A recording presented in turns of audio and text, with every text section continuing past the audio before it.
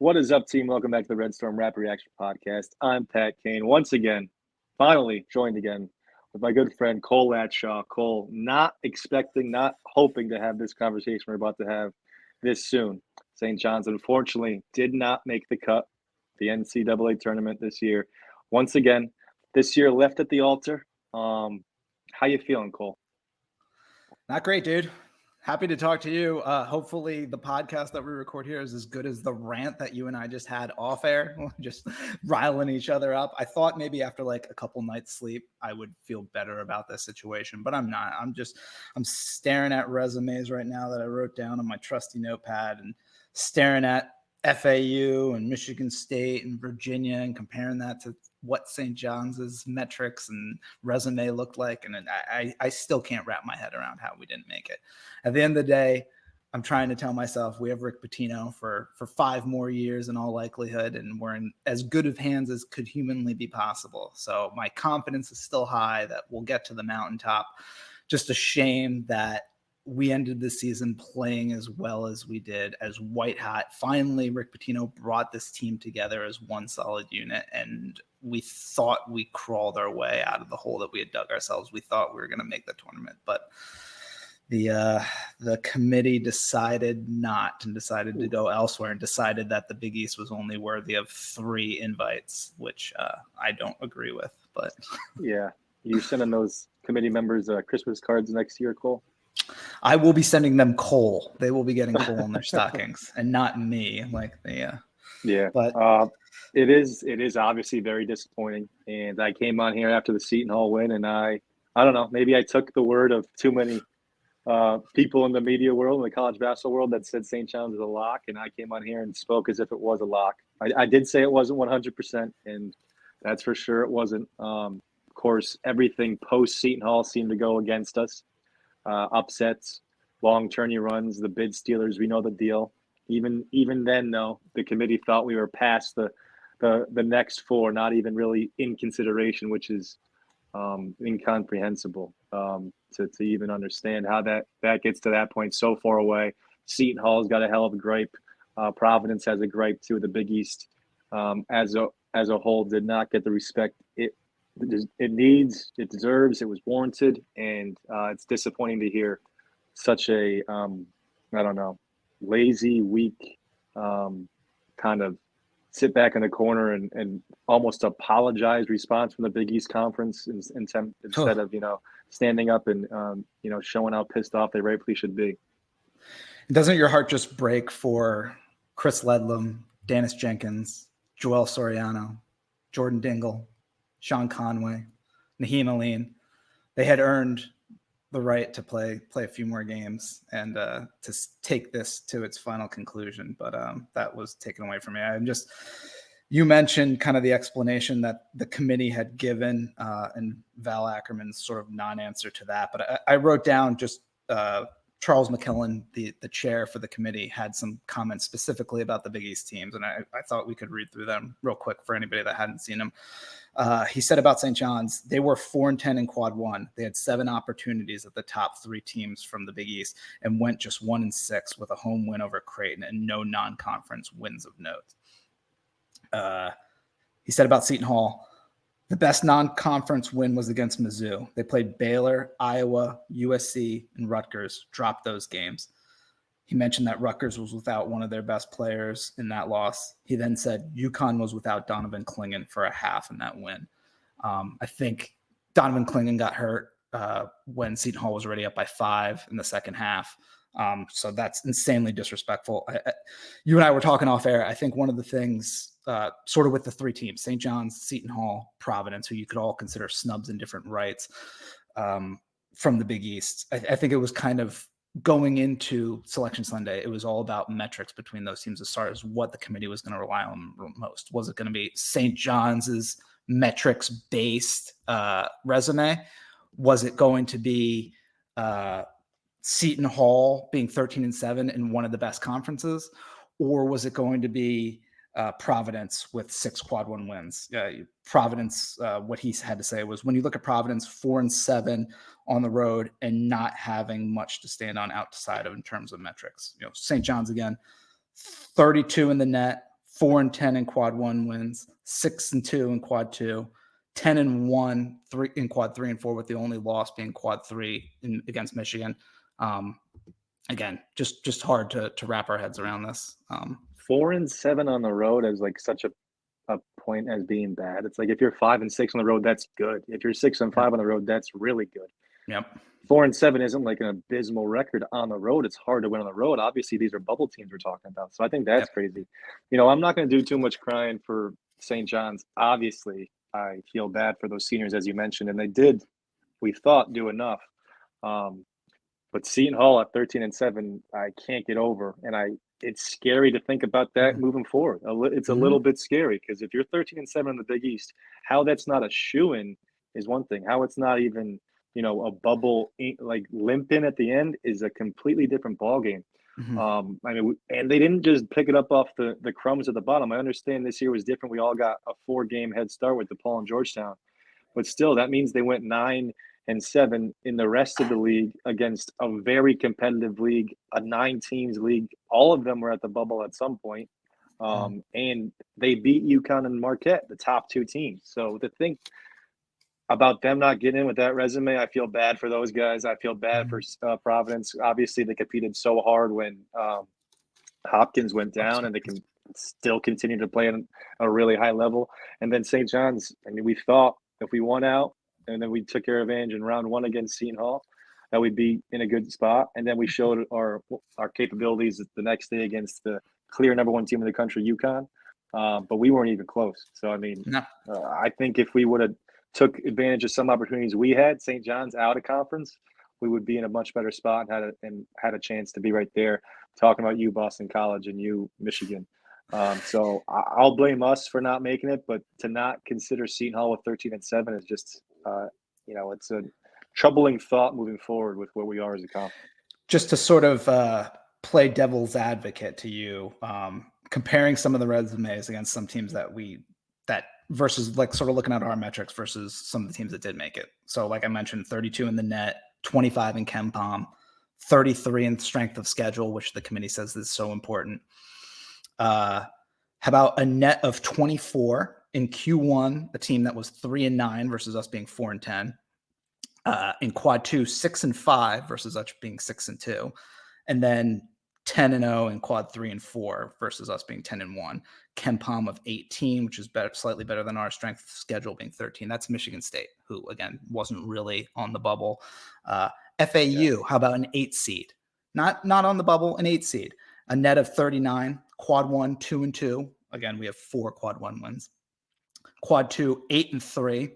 How about quad 3 and 4? 15-3, 1 quad 3 loss, 2 quad 4 losses. KenPom of 41, strength of schedule 86, and they're an 8 seed, and we don't get consideration. And again, back to the chairman's comments that we had a bad quad 1 record of 4-10. Well, what's a 2-2? Like Virginia 54, 2-7 quad 1.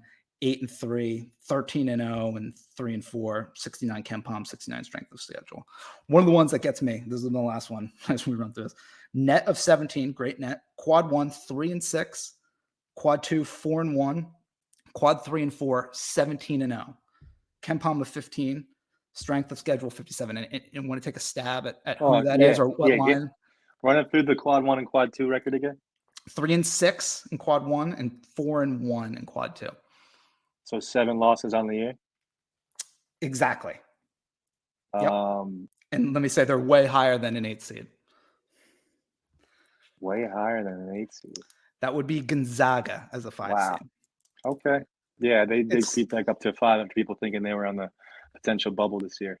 But again, the Mountain West getting 6 teams, I can't wrap my head around that when the Big East only gets 3. I know you and I were talking again offline. I like to joke about sort of my mindset just with the world, and I'm an accountant. I operate in black and whites. I don't do well in grays. I wanted to shout out or reds. I wanted to shout out Brian Pizarris on Twitter. I know a lot of us know him. He's frequent on the SJUBB hashtag, but he had a great tweet that I saw, and he was just saying it's 2024. in all the analytics and all the algorithms we have, there should be more clarity into how these decisions are made. I don't think it should just be so subjective. In my perfect world, I would love to see some type of decided on mashup of KenPoms and nets and everything, and we could have a clear 1 through 32. Here are the automatic qualifiers. 1 through 36. Here are who we're going to put in as at-larges, and the 37th team is out. Then I could feel better about this. But when it's just left to the decisions of a bunch of mid-major athletic directors and the guy from Butler who's retiring anyway, and that's fucking idiot Charles McKellen, who they just run out there and has these idiotic statements. I don't know, man. I can't do it. I hear you. I know. And it's obviously comes to the forefront when it's our team being left out. I think we'd be yelling and screaming if there was a perfect computer system and it had us as the 37th team then. I'm sure I would be too. What about the eye test then? So I'm sure I would be then too. I have a little bit of a hard time not feeling for the people in the room for having to make tough decisions. Obviously, we're pissed off because the Big East got the short end of the stick this year. If next year we get 7 and ACC gets 3 and they're pissed off, are we going to feel like the committee screwed them or they're making the right choices? I try to look at it from an honest perspective, although honestly, I can't, like you said, those resumes you just listed, how you could honestly say Seton Hall's isn't better than all those, and then consider us at least on equal footing to put us right there and knock on the door. They didn't have us there. It's very, very hard to imagine. And there's a lot of people pissed off, rightfully so. I wonder how our commissioner honestly feels because we couldn't get a read from how she felt from that, meek and meager response. But hey, what are you going to do? I haven't looked at a bracket yet. I'm sure there's a lot of St. John's fans too sick in the stomach to look at a bracket. No sense in doing it. My only regret, I was telling you before, Cole, is not putting $1,000 on St. John's not to make the tournament when we were getting plus money to do that. I mean, something about Vegas thinking late in the day, they jumped it up to plus 150, St. John's not making it. So it was free money for anyone who's following along at that point. I didn't put enough down, unfortunately, to make me feel good enough to smile that night or to get some sleep. But you were putting the heartbreak insurance on there, but you didn't put enough of it. I know. One other thing I want to with FAU, especially with them getting an 8 seed, but in my opinion, especially after we went over the resume, even them getting in my opinion, you cannot tell me that is not based on their performance last year and the performance in the tournament, which should have no bearing on guaranteed, 100%. But if you wanted to then tell me that them getting in and getting an 8 seed is based on their performance last year, how in God's name, after the Big East performance in last year's March Madness tournament, how do we not get more than 3 teams? It's just, I don't know. It's mind-boggling. I know. I was in my mind that crossed my mind. Like San Diego State did so well last year, made it to the national championship game when they're like, oh, that probably made them feel so much better about the Mountain West. Who'd they lose to, and who's the number 1 seed again this year? The number 1 seed who got a rough bracket, a rough sled to hoe to get back to that Final Four. Very odd. But like you said, the season itself, although it didn't go as far as we thought, wasn't a failure in my mind.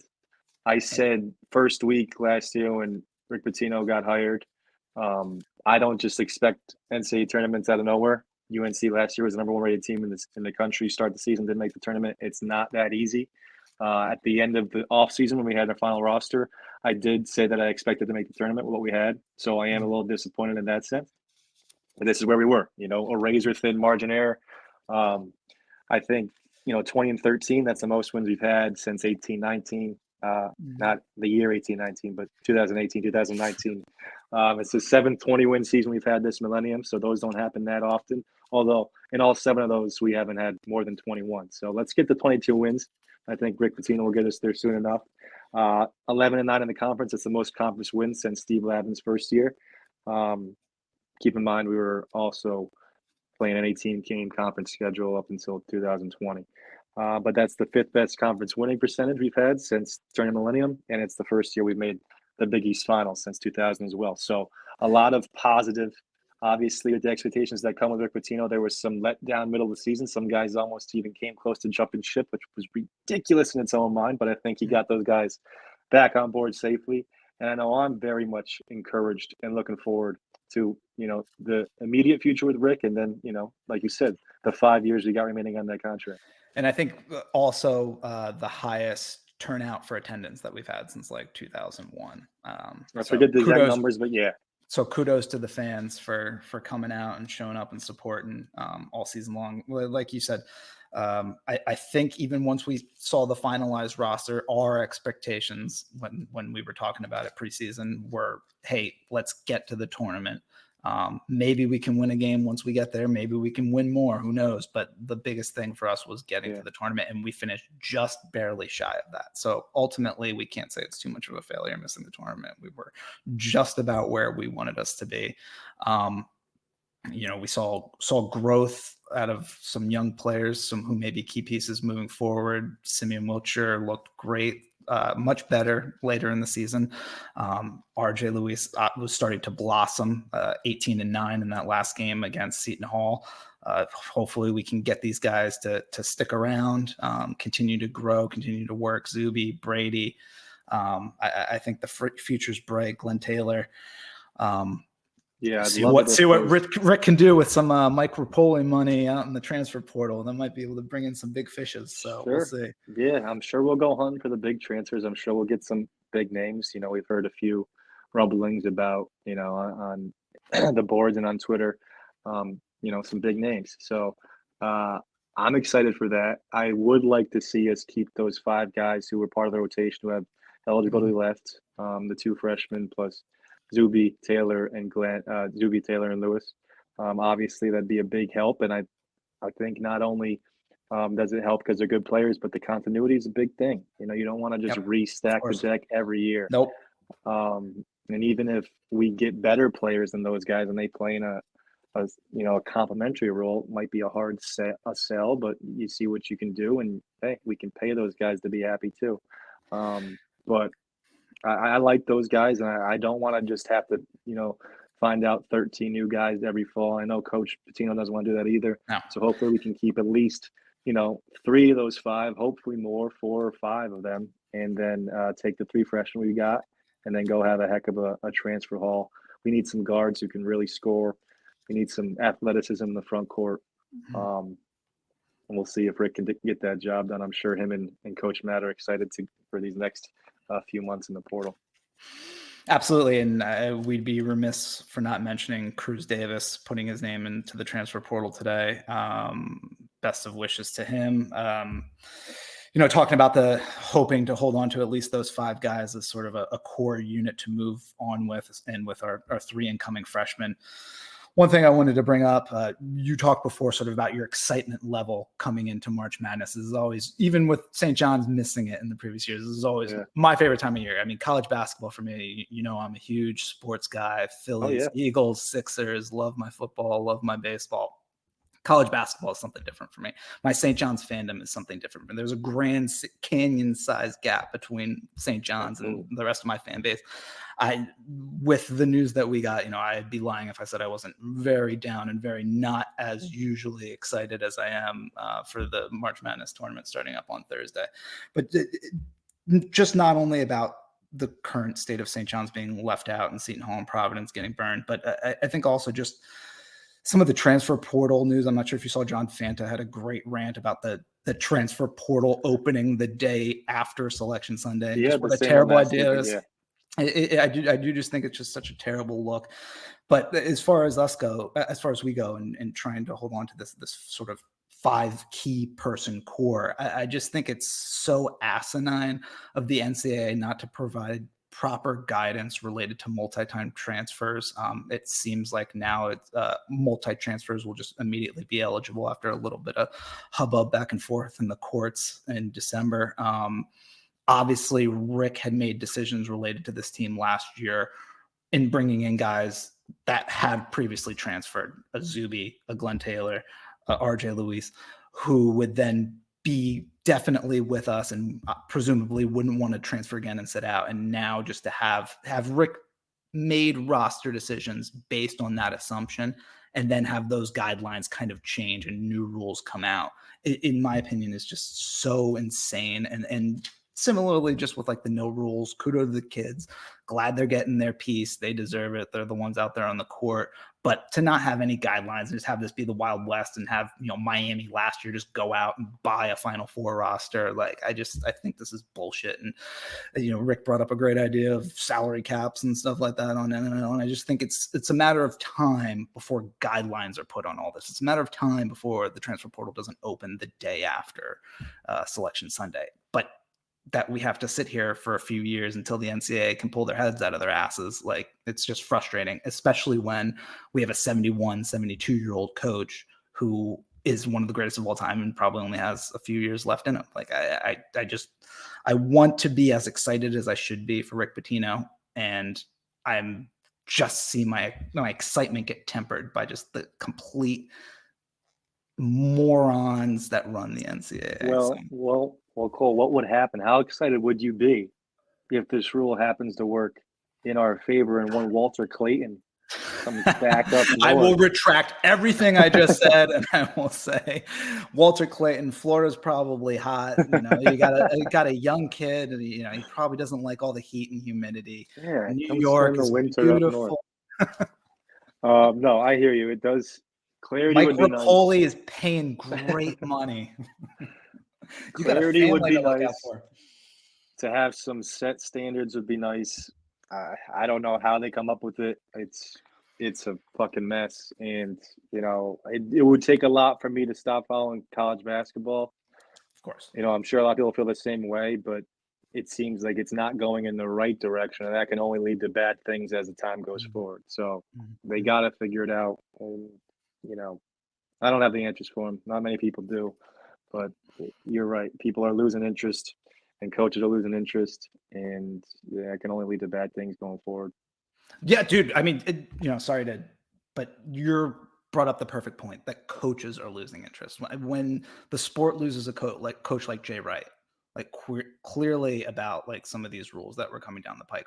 When college football loses a coach like Nick Saban, like at what point does that become a concern for the NCAA? Yeah, at what point does Rick Pitino get pissed off? Like, fuck this. Like, what am I doing? Beating my head against a brick wall. Sorry. The pessimism in me is coming out. But I mean, it's just, again, it's a matter of time before guardrails are put on this, but it's a shame. Talking about it. What would you think about coaches or the team's decision not to go to the NIT? Just the right decision. It's 100%. Do I wish we got to see a few more games for those 6 seniors that are riding off? Yeah, of course. Were they playing their best basketball? Would we have a really good chance to cut down the nets in the NIT? Absolutely. But with the transfer portal starting that day, with Alabama already having a transfer portal recruit in their pocket. Yeah, but Alabama is still playing in the tournament. So what's that? Probably that there was tampering and that they were contacting that kid from Pepperdine before the portal even started. But the fact that teams are already putting in effort and emphasis and their time into recruiting, I think instead of a meaningless NIT tournament, your time is better spent thinking about the future and working on recruits. So I am caught in the middle. I get when you say meaningless, I agree in terms of winning the NIT and winning those games, it's meaningless. But the games aren't meaningless for those 5 players we got returning. We got Cruz, or we got Lewis playing better. Would have liked to see him get some more, opportunities. We definitely would like to see Wilcher get a lot more minutes in these 5 games potentially. The whole portal versus coaching time. Yeah, but there's all these NCAA tournament teams that are dealing with that. There's all these NIT teams, the other Big East teams, 5 other ones went.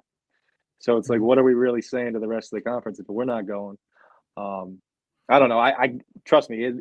I get it from both angles. And if the players didn't want to go, then it could be a player 100% cool. If the players wanted to keep playing more games in their college career, which I have no idea, yes or no, what the decision was, and St. John's wasn't the only team that decided not to go. But I do wish they went. I do. Trust me, man. I wish I was watching St. John's play a few more times this year too. But like you mentioned, for all we know, it was a player decision. That coach left it up to the players, and the players said no. And maybe that's the case. But it just seems so weird walking out of a UConn game. Obviously, hopes to make the tournament to now never seeing that group play again. Yep. whenever you see Jenkins. Dennis Jenkins play again, James Jenkins never puts it. Yep. That was made it sudden and almost made it easier for me to handle, to be honest with you, because we don't have that like taste in our mouth, like, damn, we just got blown out to end the season. The season's over. I almost feel like it hasn't really set in yet that we're all done. And maybe this will happen when I put this up on and post this today, Cole, that it will set in the season Finality. is over. Yeah. All right, Cole. Any final words, notes? Obviously, we'll be keeping guys in tune as the offseason unfolds and we get some commitments. But for the time being, this wraps up our in-season dialogue. Any thoughts, Cole? Go UConn, go Marquette, go Creighton. You led with go UConn? I can root for Creighton and Marquette easily. Begrudgingly, I'll root for UConn for a while, but I'm hoping actually they wouldn't see either of those two guys till they got to the championship. All three in the Final Four, I think. Yeah. Right, and it would be Marquette versus Creighton on one side and then UConn on the other. Yeah, go Big East, fly that flag. Until next time. For Justin Burrell, this has been the Red Storm Rap Reaction Podcast. I'm Pat Kane. That's Cole Latshaw. Thanks, everybody, for listening for the whole season's worth of podcasts. Until next time. Peace.